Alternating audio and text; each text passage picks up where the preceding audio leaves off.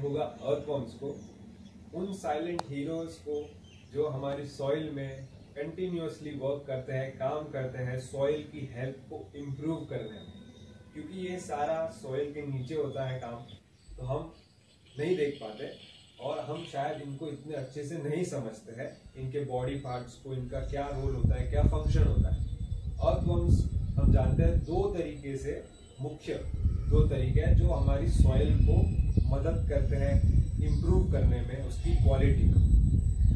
क्योंकि सॉइल बहुत ज़्यादा कॉम्पैक्ट हो जाती है बहुत सारे, जैसे कि सन हीट की वजह से, सन रेज की वजह से, तो ऐसे कॉम्पैक्टेड सॉइल को जब भी अर्थवॉर्म मूवमेंट करते हैं सॉइल के अंदर, बरोइंग करते हैं, तो इस बरोइंग के वजह से पहले तो बहुत सारे होल बन जाते हैं सॉइल में, जिसमें से एरेशन हो सकती है, ऑक्सीजन और दूसरी गैस जो है वो जा सकती है और दूसरी गैस बाहर आ सकती है। एक ये तरीका हुआ। और इससे ये भी होता है कि जो भी लीफ लिटर, ऑर्गेनिक सड़ रही चीजें सॉइल में मौजूद होती है, उनका मिक्सअप हो जाता है, ऊपर नीचे हो जाती है। जो टॉप लेयर में डेब्री है, लीफ लिटर है, ऑर्गेनिक मटेरियल्स है, वो सारे नीचे जा पाते हैं और नीचे की सॉइल भी हेल्दी होती है। एक ये तरीका है बरोइंग, और दूसरा है इनका पूप, यानी इनका एक्सक्रीटा, जिसको वर्म कास्टिंग भी कहा जाता है। वर्मी कंपोस्ट हम जानते हैं, हम हमारे गमलों में भी वर्मी कंपोस्ट डालते हैं, क्योंकि अर्थवॉर्म्स वो काम करते हैं जो दूसरे जीव नहीं कर पाते। यानी क्योंकि ये डेट्रिटिवोर्स है, इनकी फीडिंग हैबिट बहुत यूनिक होती है। ये सड़ रहे प्लांट और एनिमल मटेरियल पे फीड करते हैं, इनकी बॉडी में इस मटेरियल का डाइजेशन होता है। क्योंकि प्लांट डायरेक्टली ऐसे ऑर्गेनिक मटेरियल को ऑब्जॉर्व नहीं कर सकते, इसमें से न्यूट्रिएंट नहीं ले सकते, तो अर्थवॉर्म इन बड़े पार्टिकल्स को समझिए ब्रेक डाउन करके सिंपल बना देते हैं, जो प्लांट ले सके उसके रूट में से। ये हो गया दूसरा तरीका।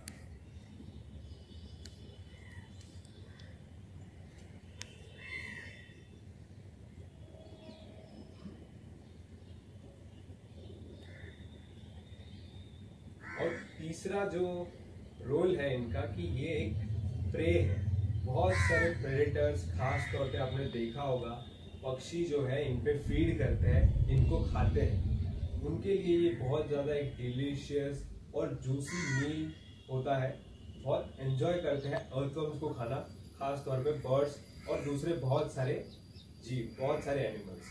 तो एक ये भी तरीका है जिसमें ये जो फूड चेन है या इकोसिस्टम है, उसमें इनका रोल है।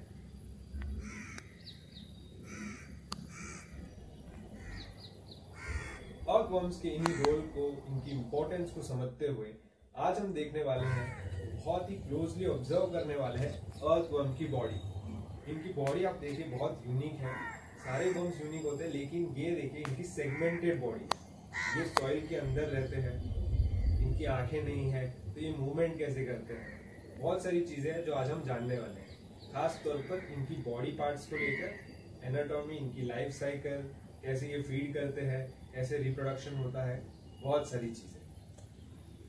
सबसे पहले तो अर्थवॉर्म्स जो है ये वर्म है। वर्म्स के बहुत सारे फाइलम होते हैं। हमारा जो अर्थवॉर्म है ये एनेलिडा फाइलम के अंदर आता है।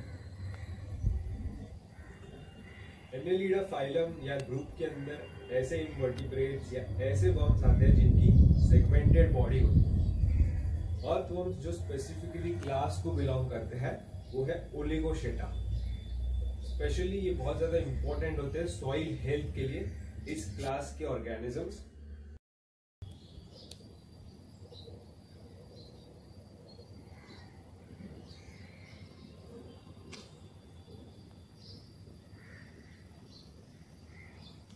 हम जिसको देख रहे हैं ये एक एडल्ट अर्थवॉर्म है, और ये हम कैसे बोल सकते हैं, क्योंकि इसमें जो क्लाइटेलम या हेड के नीचे का जो थोड़ा बड़ा पार्ट है, बड़ा सेगमेंट है, एनलार्ज सेगमेंट है, उसकी वजह से हम इसको पहचान सकते हैं कि एक एडल्ट है।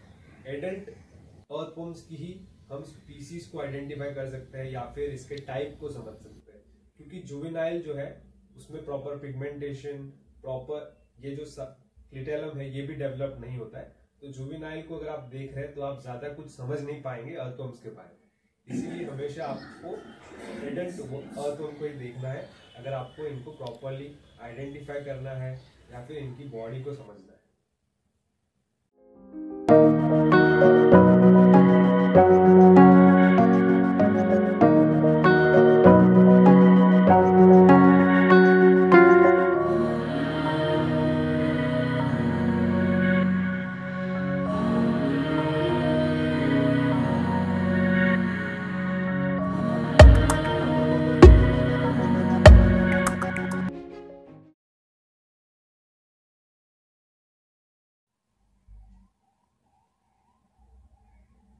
अर्थवर्म्स की भी दूसरे क्रीचर्स की तरह बहुत सारी स्पीसीज है, बहुत सारी प्रजातियां हैं, लेकिन और भी एक तरीका होता है अर्थवर्म्स को कैटेगराइज करने का, इनकी टाइप्स बनाने का। वो है इनके बरोइंग हैबिट के हिसाब से।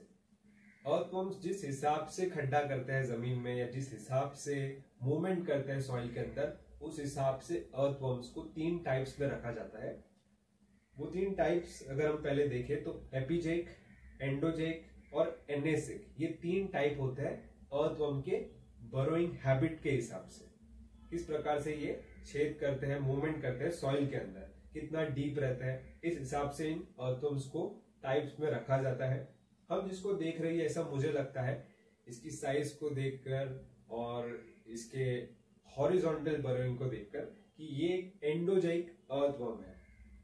एंडोजेइक अर्थवर्म्स क्या होते हैं? ये मीडियम साइज के अर्थवर्म्स होते हैं, ना बहुत छोटे ना बहुत बड़े। इसमें पिगमेंटेशन बहुत कम होती है। ये आप ज्यादातर देखोगे कि ये पिंक या ब्राउन कलर के होते हैं। हॉरिजॉन्टल बरोइंग करते हैं, वो भी सिर्फ सॉइल की ऊपरी लेयर में, बहुत ज्यादा डीप 6 फुट 7 फुट डीप नहीं जाते। और साथ ही में ये सॉइल में मौजूद ऑर्गेनिक और दूसरे मैटर पे फीड करते हैं। एरेशन और फर्टिलिटी में इनका बहुत बड़ा रोल होता है सॉइल की। अब इसी हिसाब से अगर हम दूसरे 2 टाइप्स को देखें तो पहला होता है, सबसे जो छोटे अर्थवर्म्स की टाइप है वो है एपिजेइक अर्थवर्म्स। ये लीफ लिटर में रहते हैं, यानी सॉइल के ऊपर रहते हैं। ऑन द सॉइल भी आप इसको कह सकते हैं, ऑन द अर्थ भी आप इसको कह सकते हैं। इनको सरफेस ड्वेलर्स भी आप कह सकते हो, क्योंकि ये सॉइल लेवल के ऊपर रहते हैं। ये किसी भी प्रकार का कोई बरो नहीं बनाते, गड्ढा नहीं बनाते, क्योंकि इनमें इतनी पावर नहीं होती है, बहुत वीक बरोवर्स होते हैं। इसके खड्डा नहीं करते तो ये सरवाइव कैसे करते हैं? सॉइल में छिपे रहते हैं। जितनी भी पत्तियां गिरी होती है सूखी, उसमें रहकर ये छिपे रहते हैं, उस पर फीड करते हैं और उसमें उनकी पूरी लाइफ होती है। लेकिन उनकी साइज के हिसाब से दूसरे टाइप ऑफ अर्थवर्म्स के मुकाबले इनमें मसल पावर बहुत होती है और दूसरे टाइप ऑफ अर्थवर्म्स के मुकाबले ज्यादा तेजी से मूव कर पाते हैं। ये एक बहुत अच्छी इंपॉर्टेंट एबिलिटी है, क्योंकि अगर सरफेस पे रहना है, ग्राउंड पे रहना है, तो बहुत सारे प्रेडेटर्स भी घूमते हैं सॉइल के सरफेस के ऊपर। इन अर्थवर्म्स की जो बॉडी कलर होता है वो बहुत डार्क होता है। ये ऐसा इसलिए भी है क्योंकि ये लीव्स में रहते हैं, पत्तियों में, टहनियों के नीचे, लकड़े के नीचे। तो ऐसे में इसको डार्क कलर जो है कैमोफ्लाज करने में बहुत ज्यादा मदद करता है। और इनकी जो पिगमेंटेशन है इस प्रकार से होती है कि ये बहुत सारे हार्श सनलाइट या यूवी रेस को भी प्रोटेक्ट करके रख सके इनकी स्किन को। ये हो गया पहला टाइप। इसमें बहुत सारी स्पीसीज है, खास तौर पर जो डेंड्रोबेना नाम की जो जीनस है उसमें सारे जितने भी स्पीसीज है वो, फिर एसिना, मैं डिस्क्रिप्शन में मेंशन कर दूंगा सारी टाइप की स्पीसीज को भी। हम जिसको देख रहे हैं, मैंने कहा ये एंडोजेइक अर्थवर्म है। एंडो यानी अंदर, सॉइल के अंदर या अर्थ के अंदर आप कह सकते हैं। अर्थ के अंदर रहने वाला, बहुत नीचे नहीं लेकिन ऊपर ही सॉइल में रहने वाला अर्थवर्म है हमारा दूसरी टाइप एंडोजेइक अर्थवर्म्स।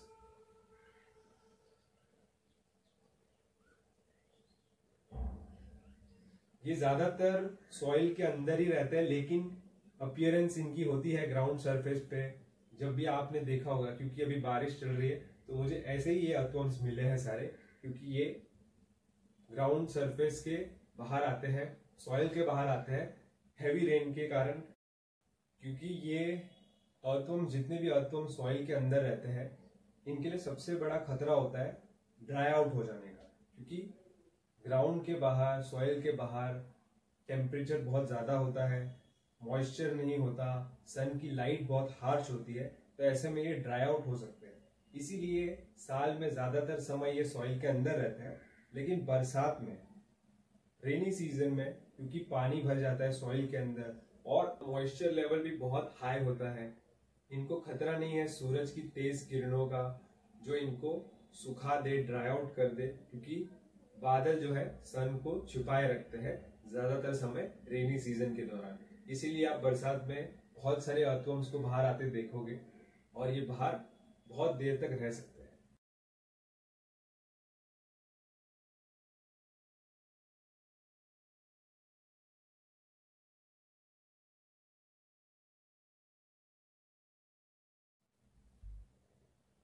तो इसी के साथ अगर हम हमारी लास्ट टाइप पे आए बरोइंग हैबिट के हिसाब से, तो वो है एनेसिक अर्थवर्म्स, जो परमानेंट बरो बना के रहते हैं बहुत डीप ग्राउंड के अंदर। 6 फुट तक वर्टिकली ये डिग कर सकते हैं, बहुत डीप रहते हैं और ऑर्गेनिक मैटर को जो बहुत हार्ड होता है नीचे उस पर फीड करते हैं, स्पेशलाइज्ड होते हैं उस हिसाब से।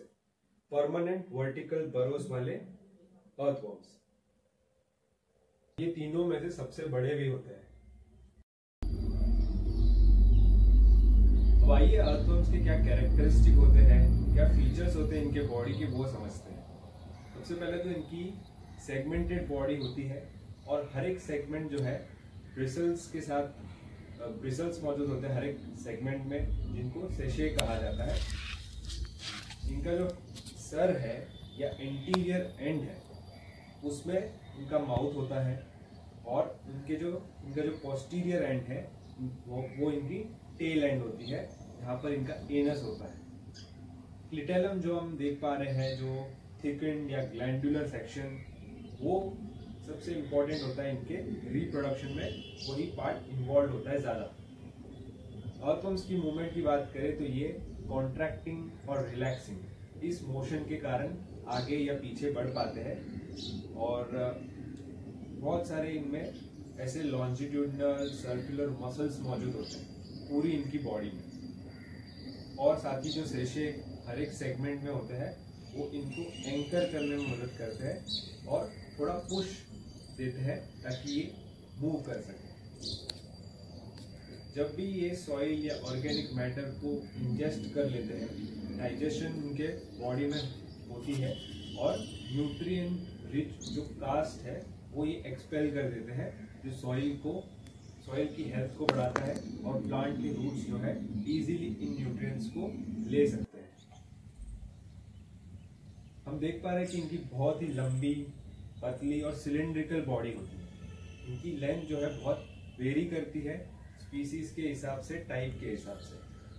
ज्यादातर जो कलर देखने मिलता है अर्थवर्म्स वो ब्राउन रंग के ही होते हैं और इनका एंटीरियर एंड जो है वो पॉइंटेड होता है, पोस्टीरियर एंड जो है वो थोड़ा ब्लंट होता है, क्योंकि इनको सॉइल में बरोइंग करनी है हेड फर्स्ट। इनकी बॉडी आप देखेंगे तो बहुत सारे सेगमेंट में डिवाइडेड होती है। जैसे जैसे ये ग्रो करते हैं, मोल्टिंग के कारण ये ग्रो करते जाते हैं और इनके सेगमेंट्स की संख्या जो है 100 से 140 तक भी हो सकती है।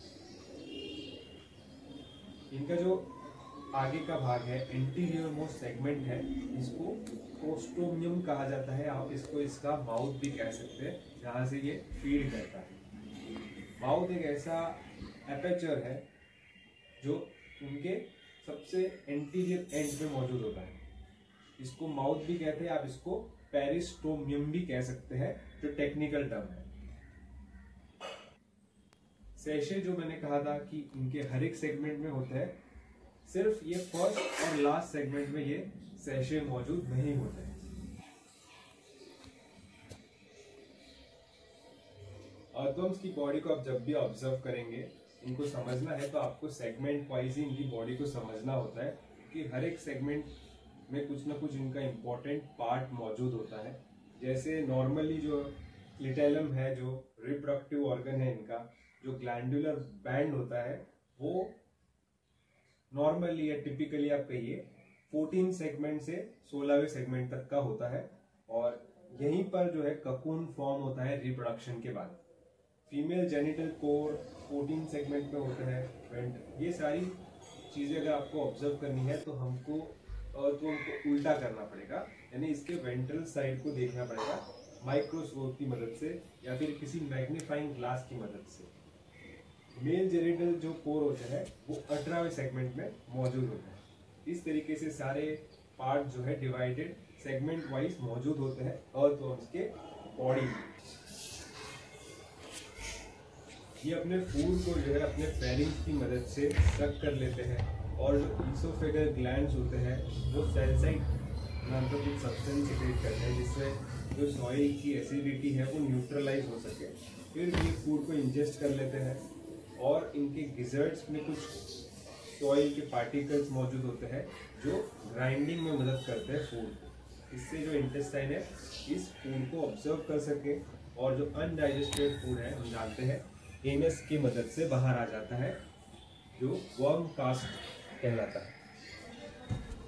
हमारी तरह अर्थवर्म्स को भी सांस लेने की आवश्यकता पड़ती है, ब्रीथ करते हैं, लेकिन तरीका अलग होता है। इनकी मॉइस्ट स्किन के ऊपर गैसेस का डिफ्यूजन होता है जिससे ये ब्रीथ करते हैं। इनके ब्लड के अंदर हेमोग्लोबिन की मात्रा बहुत अधिक होती है, जिससे ऑक्सीजन जो है पूरी इनकी बॉडी में ट्रांसपोर्ट या सर्कुलेट हो सकता है। इनका सर्कुलेटरी सिस्टम जो है वो क्लोज टाइप का होता है।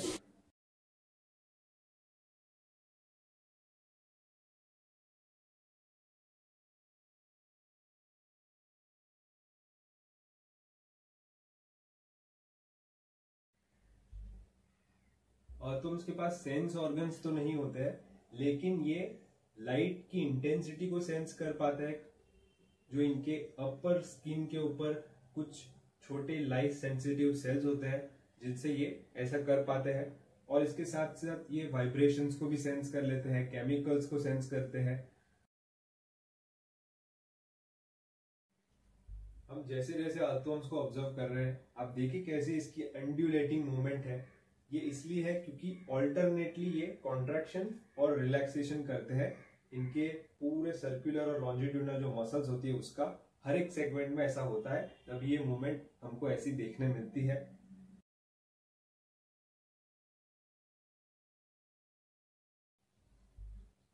अब सबसे इंटरेस्टिंग लाइफ साइकिल में रिप्रोडक्शन की बात करें तो अर्थवर्म्स कैसे मेट या रिप्रोड्यूस करते हैं। अर्थवर्म्स सारे जो है ये हर्माफ्रोडाइट्स होते हैं, यानी इनमें मेल और फीमेल रिप्रोडक्टिव पार्ट्स दोनों मौजूद होते हैं, लेकिन ये रिप्रोड्यूस करते हैं क्रॉस फर्टिलाइजेशन, यानी एक पार्टनर की इनको आवश्यकता पड़ती है रिप्रोड्यूस करने में।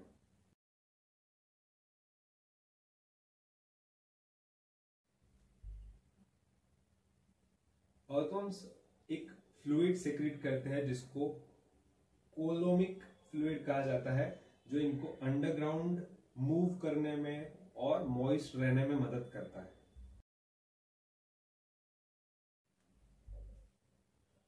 तो इसी के साथ अंत में अगर मैं आपको एक क्विक रिकैप के तौर पर इनके सारे बॉडी सेगमेंट्स को देखें, तो सबसे पहला जो सेगमेंट होता है वो इनका हेड या माउथ पार्ट होता है, उसी में माउथ पार्ट होता है।